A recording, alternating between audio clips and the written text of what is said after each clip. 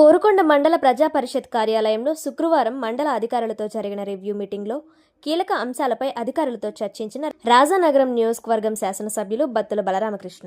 ఈ సందర్భంగా ఎమ్మెల్యే బత్తుల బలరామకృష్ణ మీడియాతో మాట్లాడుతూ అభివృద్ధి తన ఎజెండా అని, తాను ఒక విజన్తో ముందుకు వెళుతున్నానన్నారు. ఇందుకు అధికారులు, నాయకులు సహాయ సహకారాలు అందించాలని కోరారు. ఈ కార్యక్రమంలో బత్తుల వెంకటలక్ష్మి, ఎంపీడీఓ బి అశోక్ కుమార్, జనసేన మండల అధ్యక్షులు అడ్డాల శ్రీను, దొడ్డి అప్పలరాజు, మేడిశెట్టి శివరావు, ముక్క రాంబాబు, బదిరెడ్డి దొర, జాజుల గణేష్, ఆకుల ఆదిత్య, చదు ముక్తేశ్వరరావు, తన్నీరు తాతాజీ, కామిశెట్టి దొరబాబు, రొంగల శ్రీను, కిమిడి శ్రీరామ్, కోరుకొండ గ్రామ సర్పంచ్ కరి లక్ష్మీ సరోజ, వీర గణేష్, కాపవరం సర్పంచ్ జాజుల రాము తదితర ఎన్డీఏ కూటమి నాయకులు పాల్గొన్నారు. అందరికీ నమస్కారం. రాష్ట్రంలో ఒక మంచి ప్రభుత్వం నడుస్తుంది.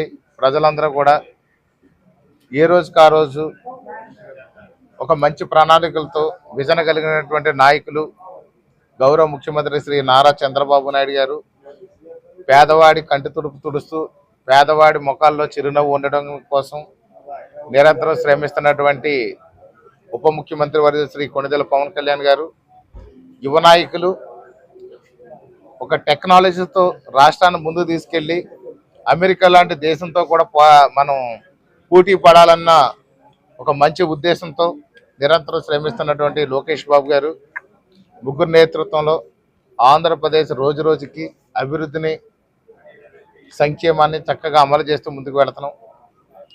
అందులో భాగంగానే పల్లి పండుగ అనే కార్యక్రమం ఒక ఉప ముఖ్యమంత్రి వర్యులు శ్రీ పవన్ కళ్యాణ్ గారు పెట్టినటువంటి దాని ద్వారా చాలా రోడ్లు వేసాము, మరిన్ని రోడ్లు శంకుస్థాపన చేశాము.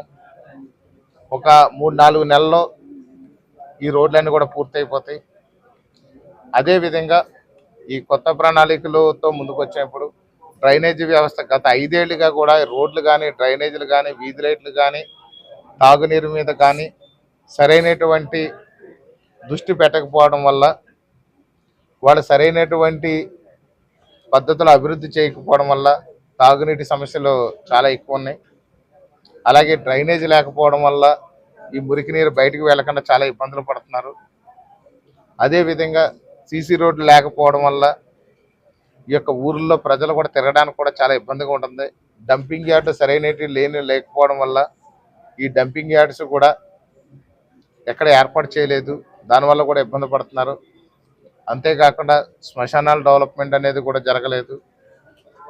ఈ వీధి లైట్లు, ట్రాన్స్ఫార్మర్స్ కూడా సక్రమంగా ఏర్పాటు చేయకపోవడం వల్ల సరైన పవర్ కూడా అందించలేకపోతున్నాం. ఇవన్నిటికి పరిష్కార దిశగా ప్రత్యేకమైన నిధులు తీసుకొచ్చి నియోజకవర్గంలో ఉన్నటువంటి సీసీ రోడ్లు, వ్యవసాయానికి సంబంధించినటువంటి పుంత రోడ్లు, తాగునీరు, అదేవిధంగా ఎలక్ట్రిసిటీ, డంపింగ్ యార్డ్స్ అన్నీ సక్రమంగా నిర్వర్తించడం కోసం ఈరోజు పంచాయతీ సెక్రటరీలు, అలా engineering assistants, digital assistants, AE electricals, AE RWS, AE Panchayati Raj, ఇలా మొత్తం వీళ్ళందరినీ కూడా పెట్టుకుని ఒక ప్రణాళికను సిద్ధం చేస్తున్నాం. దీని ప్రకారం గౌరవ ముఖ్యమంత్రి శ్రీ నారా చంద్రబాబు నాయుడు గారిని, ఉప ముఖ్యమంత్రి వర్యులు శ్రీ కొణిదెల పవన్ కళ్యాణ్ గారిని, ఈ సంబంధించినటువంటి శాఖల మంత్రివర్యుల్ని, అధికారుల్ని కూడా వారితో మాట్లాడి నిధులు తీసుకొచ్చి ఈ పూర్తిగా డ్రైనేజీలు ఏదైతే ఉన్నాయో ప్రయారిటైజ్ చేసుకుని ప్రయారిటీ ప్రకారం డ్రైనేజెస్, సీసీ రోడ్లు, పుంత రోడ్లు, రింక్ రోడ్లు, అలాగే అత్యవసరమైన తాగునీటి సమస్యను పరిష్కరించే దిశగా ప్రణాళికలు తయారు చేస్తున్నాం. త్వరలో ఈ అన్నిటికి కూడా మంచి బడ్జెట్ తీసుకొచ్చి ఒక 3-4 నెలల్లో కూడా ఇవన్నీ కూడా పనులు ప్రారంభించి ప్రజలకి సౌకర్యవంతంగా ఉండే విధంగా మా వంతు ప్రయత్నం చేస్తున్నాం.